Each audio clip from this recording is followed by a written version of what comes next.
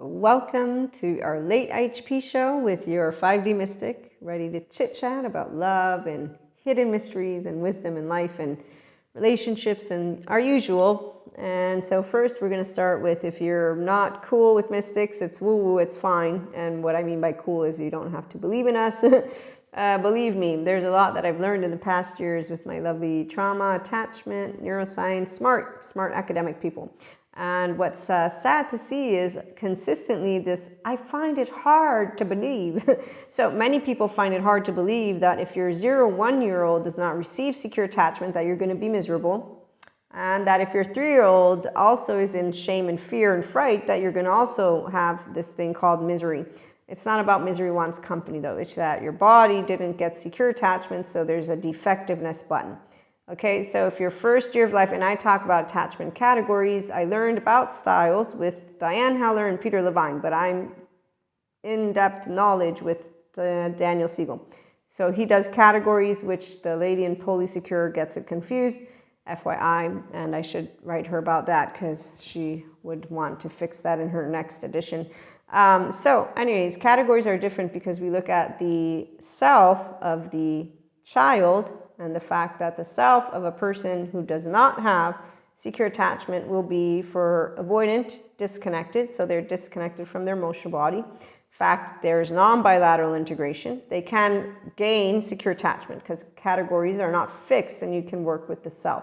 That's with mindfulness and meditation and yoga. Yes, it doesn't bring demons out of you, but trauma charges, thank you, Peter Levine, they're stored in your muscles, your bones, and your tissues, and people find all of this hard to believe. And I say, well, you know, I'm sure they didn't make it up out of their ass, but there's still, I'm sure, places that they're still doing research, and you should all know that the academics, they get all into fights about things as well, by the way, but they are the ones doing the research. So I'm just saying, some of us are reporters, quote unquote, but I support personal development and self-help. So I'm not a reporter. We do voice and stories. Okay, so what's the miracles that are hidden? The miracles that are hidden is I already knew as a child growing up secure attachment.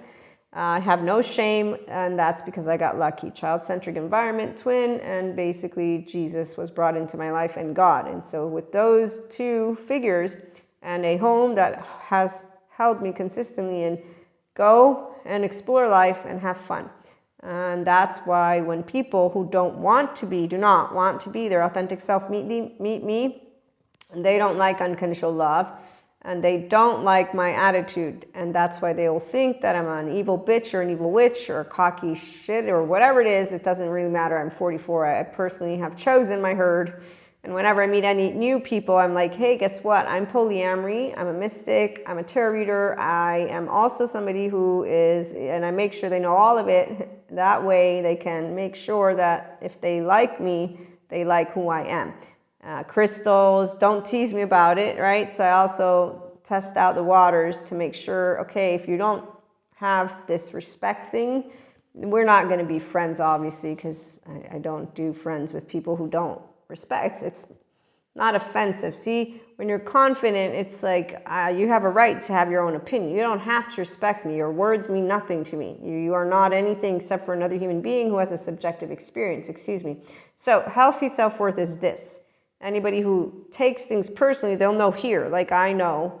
You know, I actually don't take things personally because as a teenager, I learned how not to. Then I know that sadness is about connection. And I'm okay with that because I'm a real girl, like a real boy in a real day will know emotions are part of the human life. So they want to feel. Otherwise, if there's void, then that means we got self-loathing, gut wrench, and we need a good therapist so that the voidness can go away because you can get out of it. So here's the thing. Every single self is healable. To get back to their whole self, you can get earned secure attachment. Yep. And then also all the personality disorders are healable. And yep, Dr. Daniel Fox shares a lot about that. And they all, guess what they work with? They all work with mindset. Lo and behold, though, we have some avoidance, ambivalence, we have narcissists, sociopaths, we have people with the pathology that say, guess what, I'm a teenager and I got a list. And I've decided that since every human being is fucked up and that I'm going to stay this way. Or here, I'm going to make sure you know to stay away from me. Or hey, I'm going to use my traits right here. So those are teenagers. They have mantles. So when you have a mantle, you're consistently an adaptive child, maladaptive child, which means you're not expanding your window tolerance, you're not getting home to your 1-year-old, you're not healing your shame button. So I feel bad for you because I know you got hell in your body. I'm not afraid of you because the worst case scenario, they're already in prison, and I'm usually pretty spot on. Again, I picked my herd. I'm not making new friends like that. And believe me, when you are a person who's using your prefrontal cortex and you have healthy self-worth, you got a good gut. My nervous system picks up on yours because we're mammals. You can't hide who you are. And you know, the thing about attachment categories is if you have disorganized and DID, I'm going to spot you. Because your nervous system does this thing. Daniel Siegel explained it to me. And I was like, yeah, I spotted that one. You know what? I've met people. They have alters. They know about them. So I've confirmed things. When you can confirm things. So long story short, there's no demon devil. I'm a 5D mystic. Again, the plane of 4D, you get out of it. When you know it's happening, you're not afraid. You're just like, wow. Now, that was fascinating because that's what happened when I went through that, and it was in a matter of like 5 to 7 seconds. And no, was it fun? I mean, it was something I knew it was happening. Patrick McNamara, Religious Self-Decentralization. He's awesome. I haven't read the book yet, but when he explains what it is, I'm like, yep, that makes sense. And the esoteric lady, she also made sense. But see, she shares stories for the ones who just carry mantles. So when you're spirituality, you know sciences and spirituality go together because, see, integration of the brain is what this is and restored embodiment, and it's your mammalian heritage. So I didn't get any special gifts. I just got lucky because I got a healthy self-worth body with a mom who raised me to be myself and a twin who made sure that I would never feel alone. And thank goodness, oh yes, and as a mystic, I am knowing that I chose my oversoul. But that's all hypothetical, right? We don't know because we're choice points for each other. So on that note, it's really fun, unlike the Elsa journey, who go through darkness, soul, ego, death, and they just make it into this show of Elsa's, show yourself, I'm dying to meet you, and they never get home. But they have a tribe. You should see them prancing around. They're really amazing because whenever an energy that is like, is near them, we're like, wow, okay, I need to leave because I'm going to start laughing inside. And if I start laughing inside, then I'm going to be that mean thing. And God, I'm remembering you. Don't worry. I'm going to stay humble. I know I'm not perfect. I just got lucky because I made the right choice points with my brain. I didn't go and say, that's evil over there. You know what? I got rid of an energy vampire and started to yell as if I have some cross to bear or something like that. I didn't do any of that.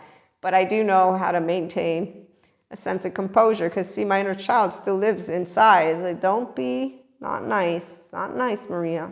That's what I tell myself. Okay, so there are moments where we want to be a little bit of an asshole, you know, because when you meet children who are assholes, we all want to get into that energy. We can all explore energies, but it's not a pretty energy. It's a small energy. What I love seeing are people who are healing, and then what I'm sad about seeing is that they get told with comments about how they and their boyfriend should die. So there's this beautiful woman, her name is Kylie Rakam, I think is the right pronunciation, and she is healing from narcissism. And she had at first gotten diagnosed from and or with borderline. And then she got the narcissism, and she's with a sociopath. And you can tell they're healing, they're authentic. Why? Because our tone says it all. And that's where I know. Like I know the sociopath lady who began with, I was like happy to see she was there, and now she's just using the platform as any other Venus goddess of May who's going to have a following. Those are Peter Pans with lost boys, lost girls. So again, teenagers is what I call them. They want to look cool. While Kylie is making a difference. And so when I hear that there are people who go and tell her and her boyfriend they should kill themselves, I think that's not nice. And those people are ignorant. And they need to be educated. And so they must not have had a first year of life or 3-year-old of life that was nice or something. Or maybe they watched some movie. And so they're stigmatizing, and evil, ignorant people really need to be educated. Because see, evil is all people who have some type of torture inside, and telling somebody who's healing, something like that, is not nice. It's not nice in general. You don't do that. But I know how many people don't think people can heal. And when you tell to them, look, you're 1-year-old, you're 3-year-old, oh yeah, whatever, Maria, I find it hard to believe. Okay then, so as long as we have the masses who don't believe in attachment trauma, well, they should all be flat earthers in my opinion, but hey, I'm stupid lady. So let's thank Kylie Rakam and all the people healing who are on there being brave and sharing their stories. And let's support each other to be our mammalian heritage, because we all began life knowing that we were supposed to get love. Some people didn't, but they can still join us. That's what we're here for. Tune in.